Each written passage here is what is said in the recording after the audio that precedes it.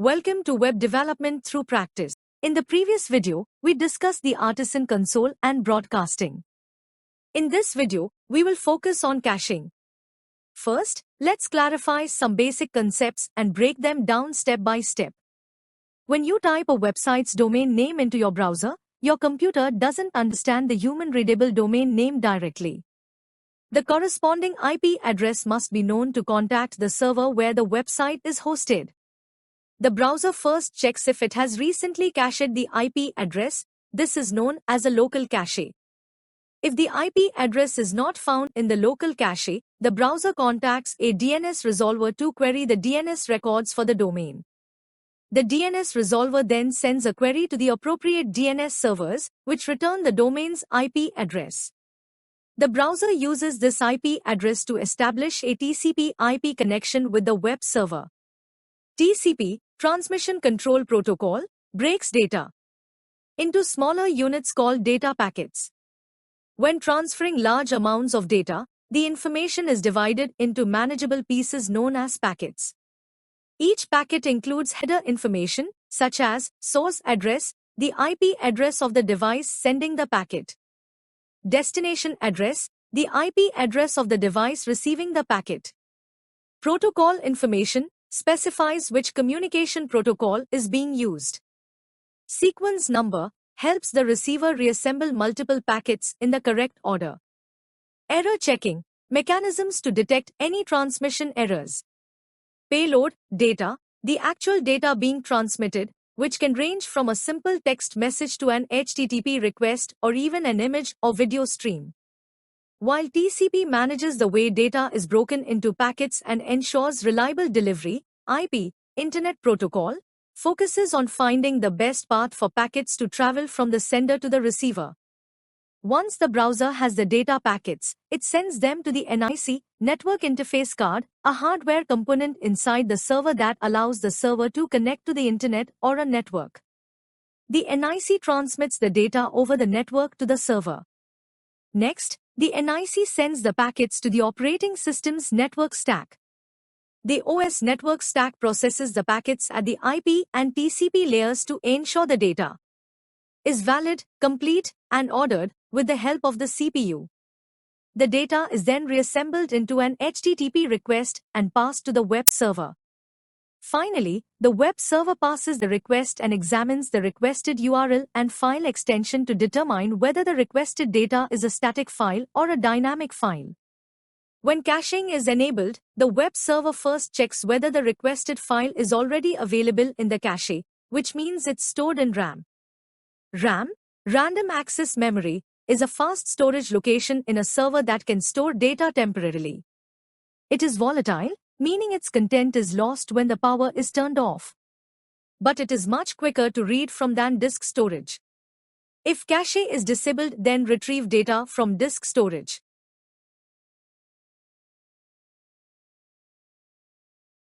This is referred to as in-memory cache storage, which is part of the web server caching mechanism. To effectively use this mechanism, you must manually enable it by adding specific HTTP headers, such as cache control and expires. Additionally, it's important to configure the web server cache for Apache by enabling specific modules based on your application's requirements.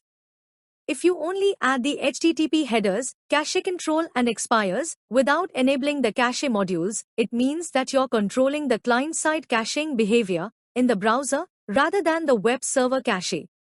It's important to note that web server caching is not suitable for frequently changing dynamic content, such as a real-time stock price ticker or a trading platform displaying live market prices. Instead, this caching mechanism works best with static content, including images, CSS files, JavaScript files, and other non-dynamic resources. The server can cache these static files and serve them quickly without invoking PHP, which significantly enhances speed. Another form of caching is full-page caching, dynamic content caching. In this case, the web server caches the entire output of a PHP-generated page, i.e., the full HTML page.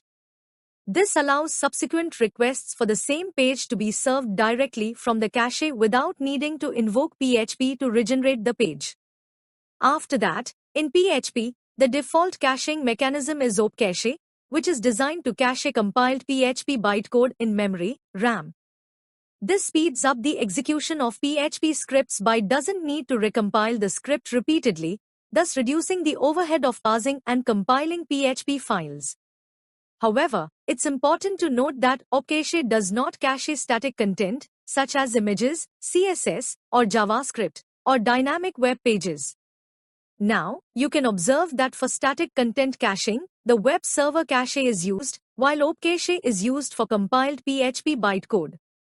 However, there is no caching for frequently changing dynamic data, such as user-specific content, real-time updates, or frequently modified data. In these instances, cache drivers like Array, Database, File, Memcached, Redis, Dynamo, Octane, and Null are employed to enhance performance and minimize the overhead associated with repeated database queries or complex computations.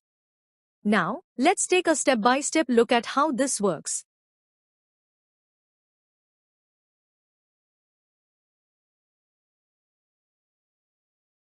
Let's discuss the Array cache driver, which is a server-side caching mechanism that stores data in memory temporarily and is only available for the current request. Once the request is completed, the cache is cleared. Because it doesn't persist data for future requests, the Array cache is not suitable for production environments. Instead, it's primarily used for testing and debugging to ensure that the caching mechanisms are functioning properly without needing external systems like Redis or Memcached. You might wonder why use the Array cache when a persistent cache driver is already installed.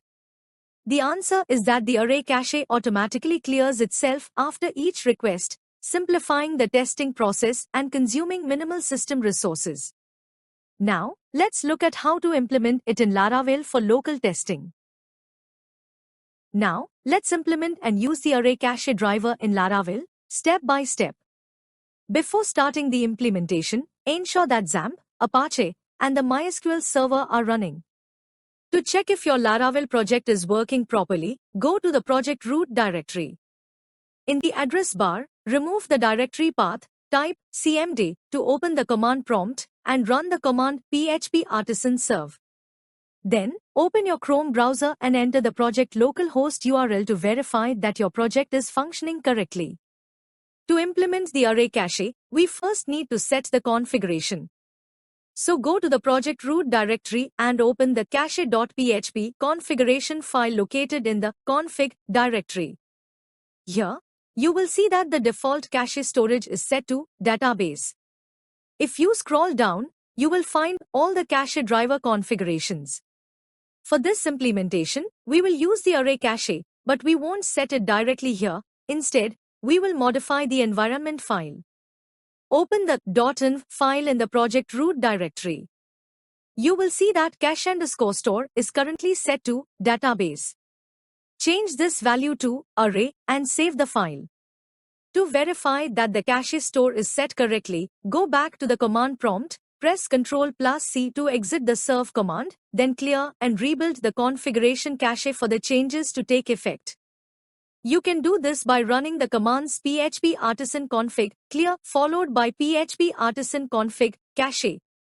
After executing these commands, run phpartisan-tinker and press enter. Then, type config cache.default and press enter again. You should see the output indicating that the default cache storage is now set to array. Now that the configuration is done, let's write some code. We'll take an example of storing a product list in the cache. I already have a product table with columns for product name, description, price, and stock quantity, as well as created and updated dates. You can see that I have a Laravel project in which I display the product list using the product controller and product model. If you don't have the product table, product controller, and product model, you can create them as explained in my previous video on CRUD operations. After that, write code to store the product list in the cache and retrieve it in the product controller. To open product controller, go to the project directory in app/http/controllers and open the product controller file. At the top of the code, include the cache facade by adding use illuminate /support /facades /cache. Next, we need to define routes to store and retrieve a cached product list. Go to the project root directory, then open the routes directory and find the web.php file. You should see that product controller is already included. If it isn't, make sure to include it at the top of the code. Then, define a route to store products in the cache using the get method with the URL cache products, linking it to the product controller class and the store products in cache function. Similarly, create another route to retrieve cached products using the get method with the URL getProducts, linking it to the product controller class and using the getProducts from cache function. Save the web.php file. Now, let's define the store products in cache function. In the product controller file, implement the store products in cache function. First, fetch the entire product list using the product model class and the golf function, storing this in the $products variable. To store data in the cache in Laravel, use the put method along with the key and value. Set the key as product_list and the value as $products, specifying that the cache duration is 60 minutes. After storing the cache, display a success message. Next, define another function called getProducts from cache. To retrieve cached data, use the get method with the key name product_list. If the cache key product_list does not exist, set a default value of an empty array. Check if $products is empty. If it is, display an error message, otherwise, display the data of the cached products. Save the product controller file. To check if the caching mechanism is working properly, open the command line and run the command php artisan serve to start the local server. In your browser, enter the URL cache products to store product data in the cache. After that, try accessing the getProducts route. You will initially see an empty result because cached data stored via the array driver does not persist across requests. Once the request or script ends, all cached data is lost. To ensure both storing and retrieving the cache happens within the same request, change $products to $product_list and save the product controller file. Now, to test it, go to your browser and refresh the cache products route. You should now see the cached products displayed. You can observe that the array cache works only for a single HTTP request. Another way to test it is by using an artisan command. To do this, open your command line prompt and run the command php artisan tinker. Once in Tinker, include the product model to fetch product data. First, navigate to the product controller, copy the model, and paste it into the command prompt, then press enter. Next, you should include the cache facade. Copy it from the product controller and paste it into the command prompt, then press enter. Now, write the code to fetch the product data and store it in a variable called $products, then press enter. To verify that the products were fetched correctly, add $products count and press enter. You should see that there are 100 products. Next, to cache the products, copy the necessary code from the product controller and paste it into the command prompt, then press enter. To check if the product_list cache exists, enter cache has product_list and press enter. If it returns true, it means the product_list cache exists. To display the cached product data, copy the relevant code from the product controller and paste it into the command prompt, then press enter. You will see the cached product list displayed. This concludes the first Tinker session. Now, to test if the data is persistent, start another Tinker session and try to access the product list cache. You can see it's returned false because it works for a single Tinker session at once.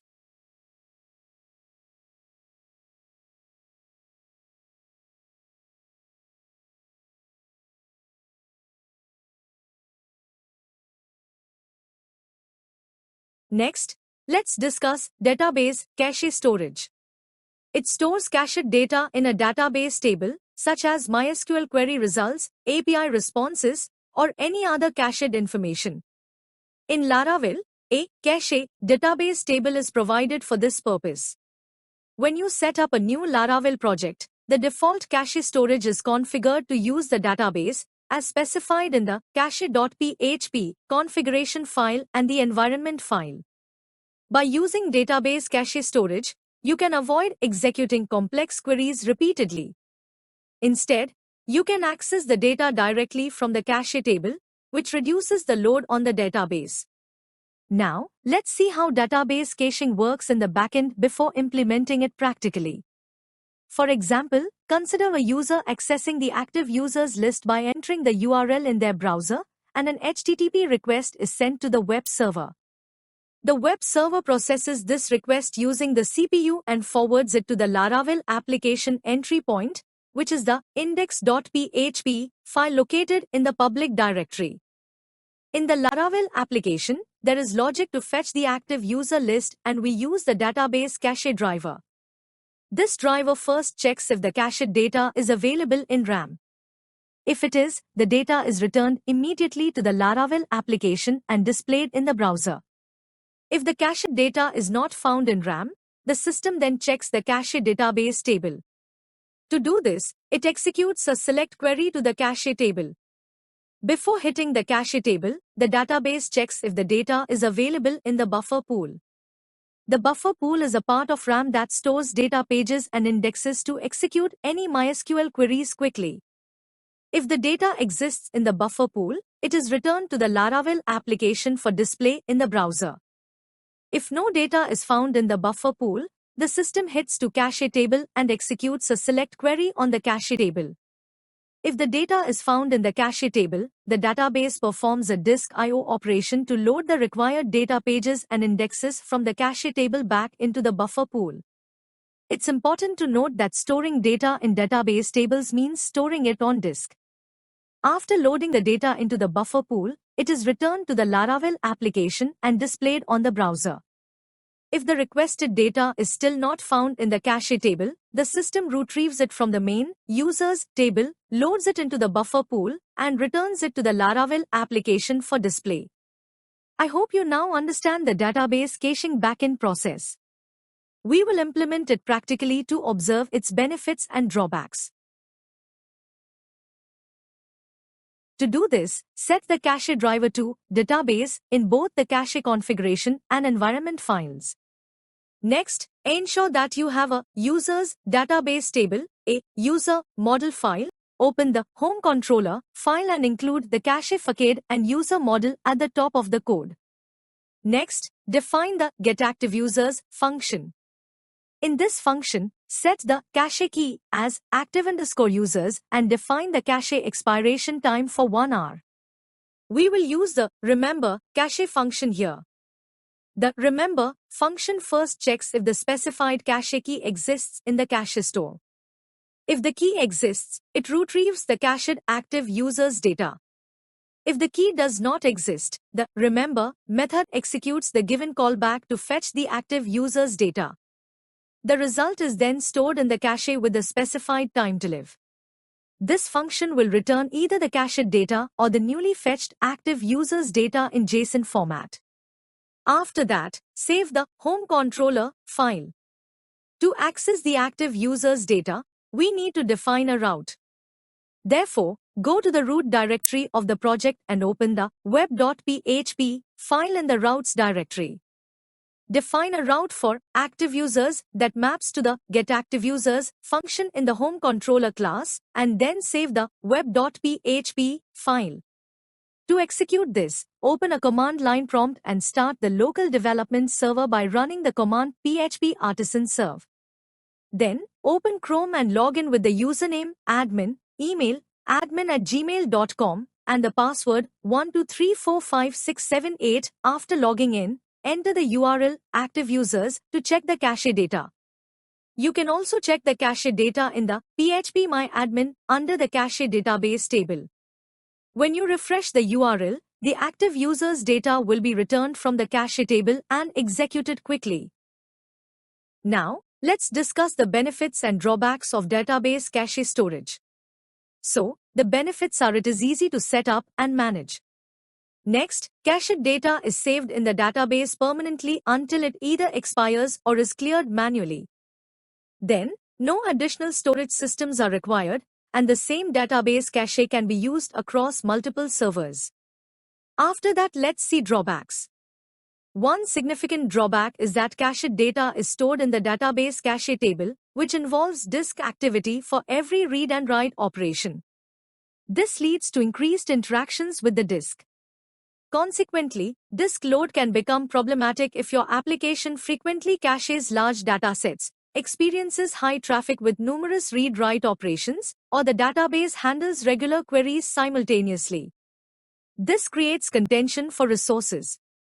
As a result, reading from and writing to a database is generally slower than in-memory solutions like Redis or Memcached, which store data in RAM.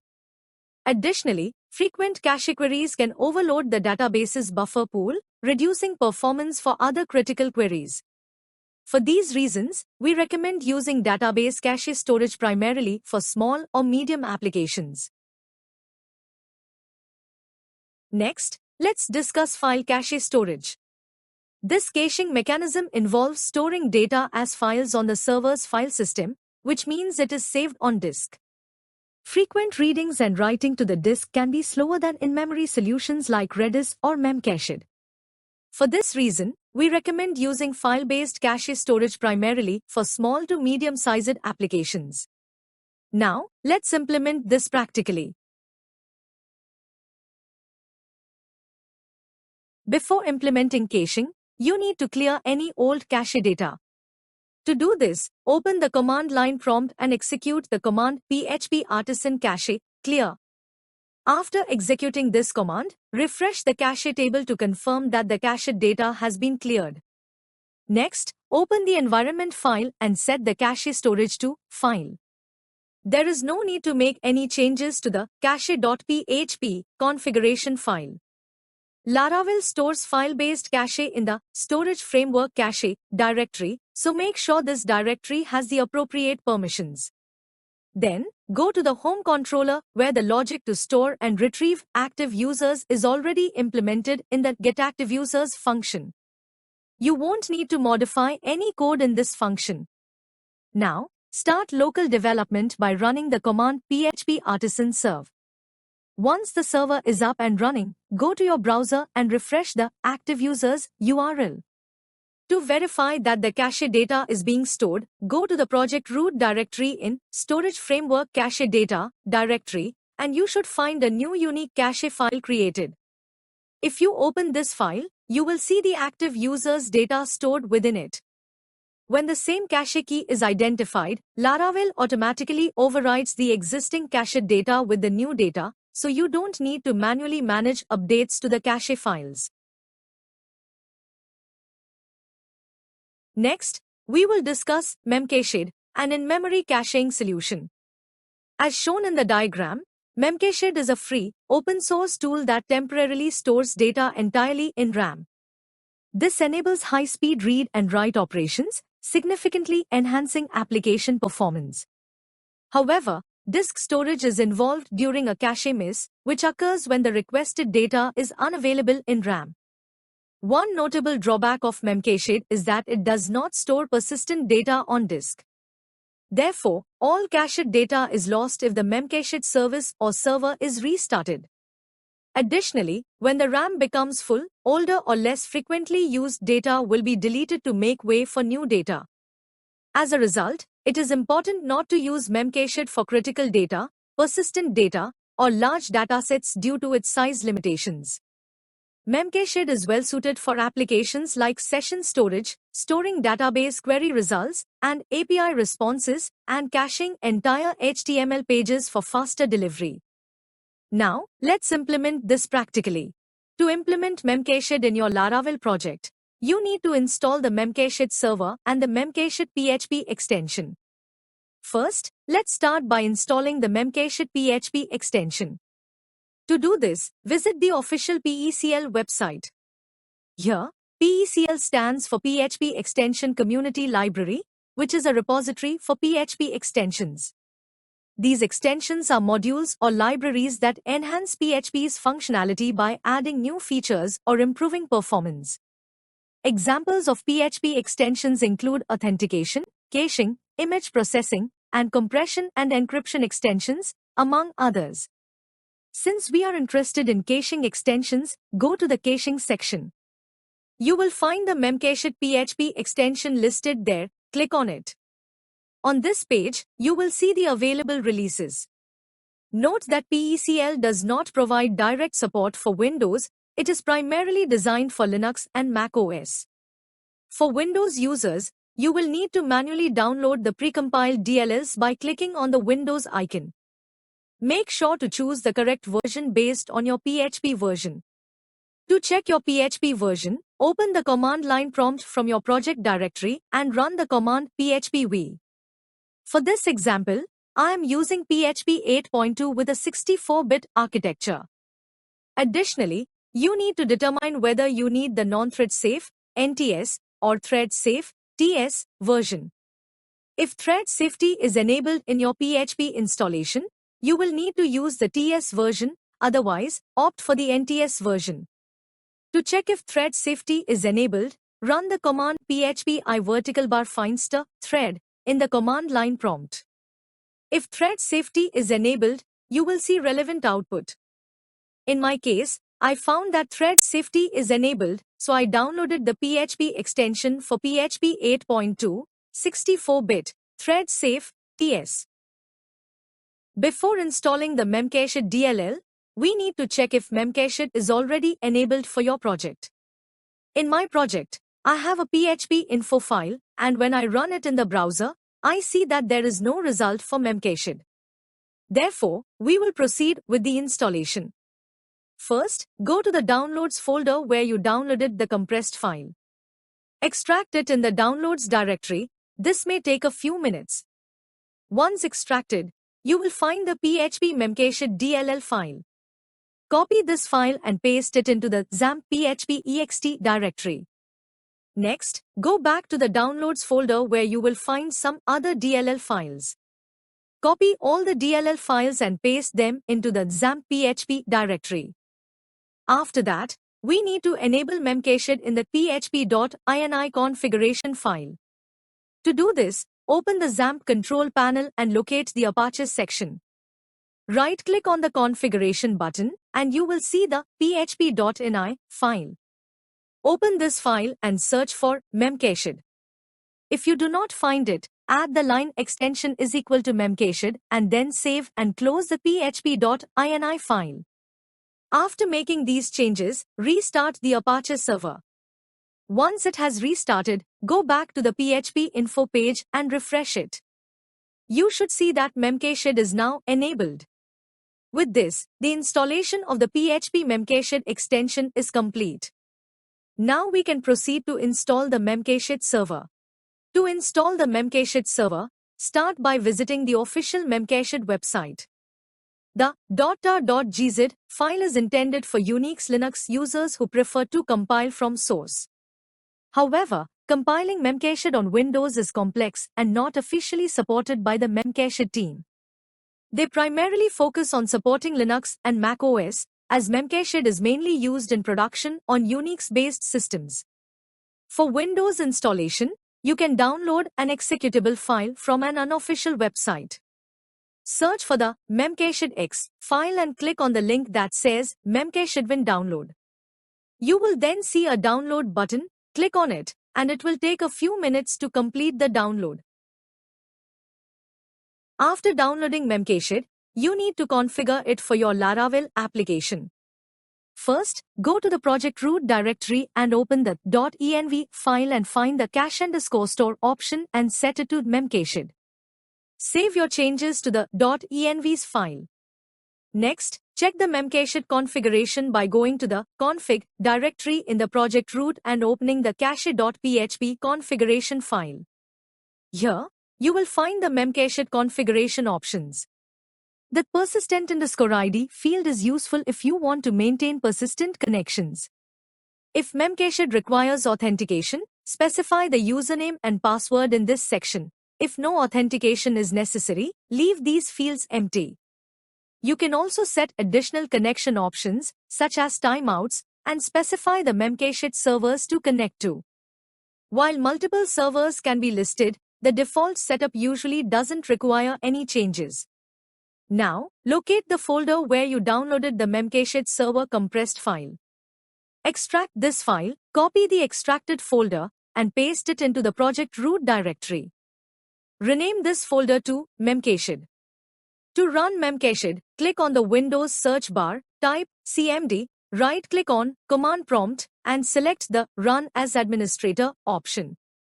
If prompted by the system for permission, click Yes to open the command line prompt.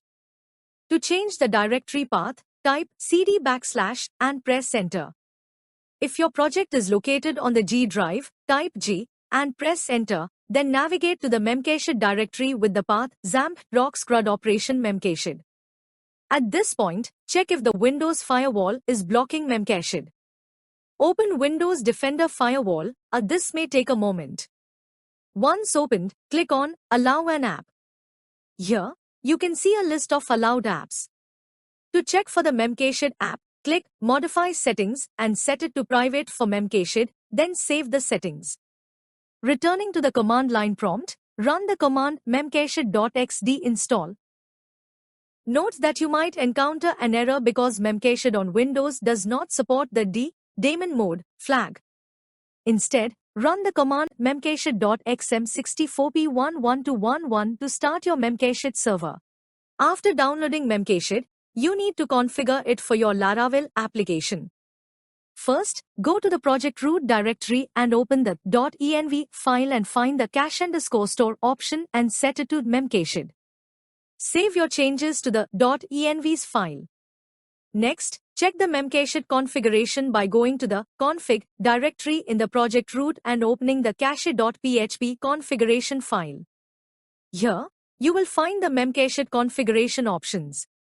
The persistent_id field is useful if you want to maintain persistent connections. If Memcached requires authentication, specify the username and password in this section. If no authentication is necessary, leave these fields empty. You can also set additional connection options, such as timeouts, and specify the Memcached servers to connect to. While multiple servers can be listed, the default setup usually doesn't require any. To verify if Memcached is functioning, open the command line prompt from the project root directory and run the command php artisan tinker. After a few moments, execute the code cache store memcached -put test_key. Memcached is working 10. Here, test_key is the cache key, and the value is the message indicating that Memcached is operational. Press Enter, and it should return true. Next, use the command cache store memcached -get test_key to retrieve the cached value. If Memcached is working correctly, it should return Memcached is working. If not, Memcached may not be functioning on your system. Now here Memcached is completed. Now, let's discuss Redis cache storage. We observed that Memcached stores all data in RAM, but when the Memcached server restarts, all cached data is immediately lost because Memcached does not save data to disk. Additionally, when RAM becomes full, data may also be lost. In contrast, Redis stores data in RAM but also saves it to disk. This raises an important question: if Redis stores data on disk, does it increase disk load like a traditional database? The answer is no. Redis primarily operates in RAM and does not read from disk on every request like a database. It only saves data to disk periodically. In conclusion, Redis is the best overall caching solution for most applications. However, for simple caching, low-memory systems, or scenarios where heavy disk usage is not needed, options like APCU for PHP or Memcached may be preferable since they are lighter and easier to set up. Another question we should address is how Redis stores data on disk and how it retrieves it. Redis supports two persistence methods for storing data on disk: 1. RDB, Redis database file, snapshotting; 2. AOF, append-only file, logging, you can choose to use either RDB or AOF in Redis, or even both, depending on your application requirements. So, choose RDB if your application can tolerate some data loss. In the event of crashes, you want faster performance with less disk I/O, and you prefer lower disk space usage. Or choose AOF if durability is critical and you want to minimize data loss. Your application needs to replay every write after a crash, and you don't mind the extra disk space used by AOF files. If you decide to use both methods, please note that you will need additional disk space. I hope this explanation helps you understand Redis better. Now, let's begin implementing it practically. Before using Redis with Laravel, you need to install one of the following options. 1. PHP Redis, PHP extension. This option is faster, as it is written in C, and is recommended for production environments. 2. Redis, PHP package. This option is easier to install since it doesn't require any extensions and is great for development purposes. Laravel Sail, Laravel Forge, and Laravel Vapor come pre-configured with the PHP Redis extension by default, so you don't need to install it manually on those platforms. We will discuss this later. For now, let's focus on enabling the PHP Redis PHP extension. First, check if the Redis extension is already enabled in your project by creating a file named spinfo.php and checking for Redis. In my project, the Redis extension is not enabled, so we'll proceed to enable it. Start by downloading the Redis extension via PECL. This process may take a few minutes. Once the download is complete, you'll find an extracted file named php_redis.dll. Copy this file and paste it into the XAMPP php.ext directory. Next, open the php.ini file and enable the Redis extension by adding the line extension is equal to Redis. After saving and closing the php.ini file, restart the Apache server. Once the server is restarted, refresh your spinfo.php file, and you should see that the PHP Redis extension is now enabled. If you don't have a spinfo.php file, you can check if Redis is enabled through the command line. Navigate to your project root directory, open the command prompt, and run the command phpm *Finster Redis. If it returns Redis, then the Redis extension is successfully enabled in your project.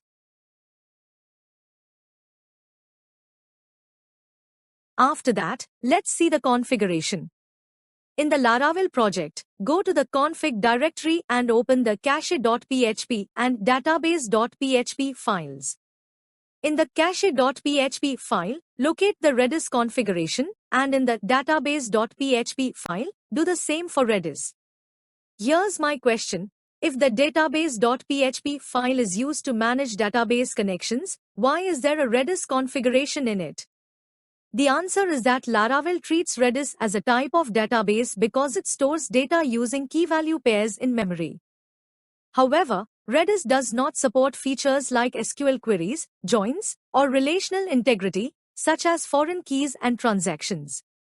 Instead, it is used for in-memory caching, storing session data, queuing jobs, and broadcasting.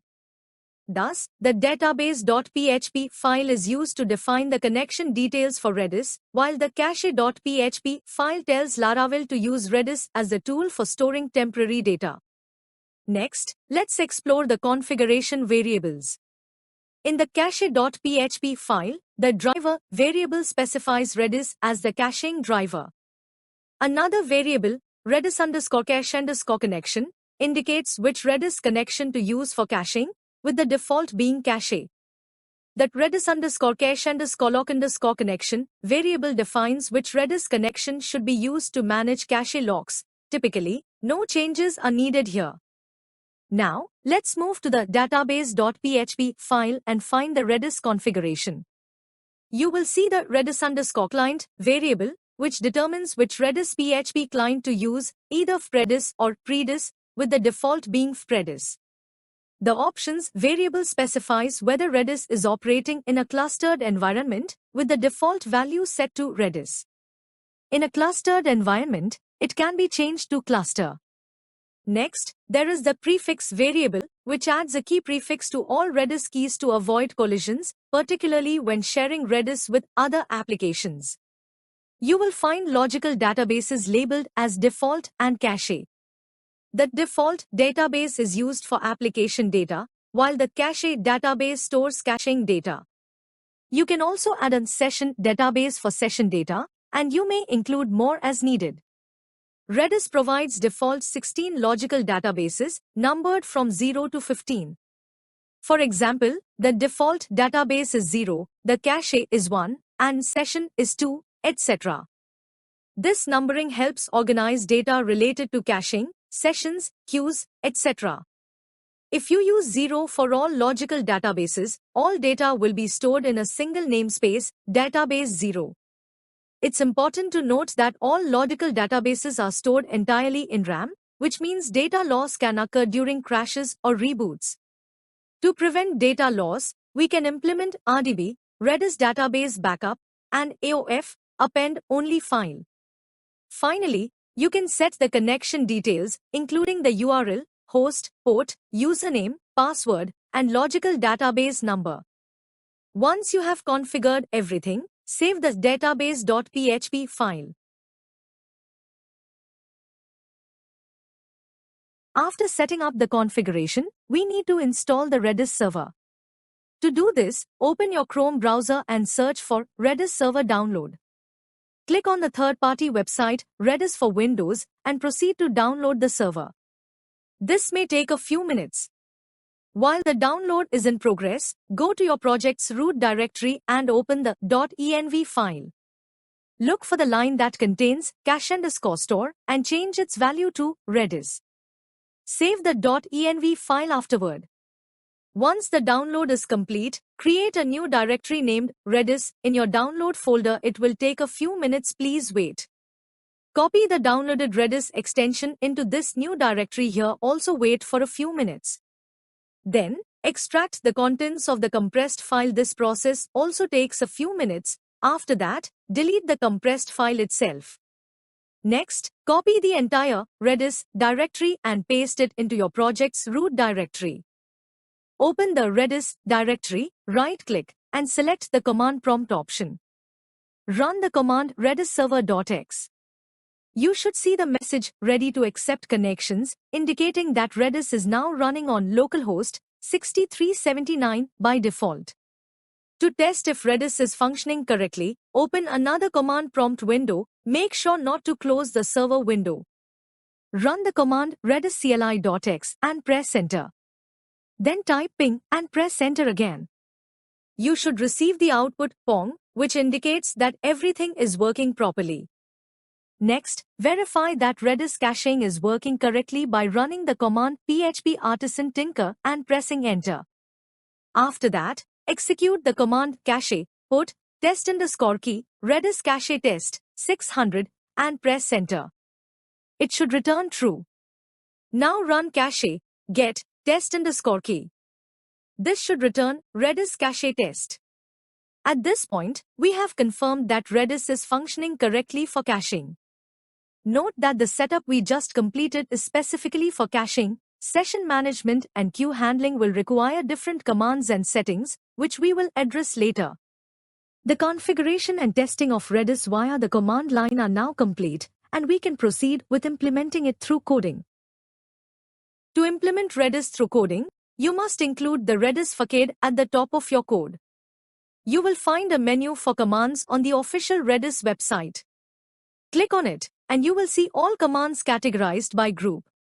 For example, if you look for common commands in the string category, you will find the get and set commands. In my video, I can't cover all the commands, but you can study them from the website. Laravel uses PHP magic methods to pass these commands to the Redis server. To see this in action, go to your project root directory, then to the vendor directory, and open the file located at vendor Laravel framework src illuminate support facades facade.php. At the end of this file, you'll see the __ call static PHP magic method, which is automatically called when the Redis facade is used. Another command you can explore is range. You can find details about this command on the official Redis website. In Redis, you can use multiple Redis connections such as default, cache, session, or queue, which are defined in the database.php configuration file. By using the Redis facade, you can easily switch between these connections with the Redis connection method, for example, switching from cache to session connections. Redis also provides a transactions method, which allows you to execute multiple commands at the same time for different keys. In this method, either all operations succeed or none do. Additionally, Redis Lua scripts can execute multiple Redis commands in a single, atomic operation. Instead of sending multiple commands from Laravel to Redis, you can batch them into a single Lua script. Another method is pipelining, which allows you to send multiple Redis commands to the server without waiting for the reply of each command individually. For instance, all commands, set, incr, get, can be queued and sent to the Redis server in one batch. This is particularly beneficial when inserting a large number of key-value pairs into Redis, as it reduces network overhead. Furthermore, Redis includes publish and subscribe commands. The Redis pub subsystem serves as the foundation for Laravel's real-time broadcasting capabilities. This functionality is perfect for applications like chat apps, live notifications, real-time dashboards, and more, as it allows for easy communication between applications and processes. I hope you now have a clearer understanding of Redis cache storage. If you have any questions, please feel free to share your feedback in the comments. Please remember to like, comment, and subscribe to my channel.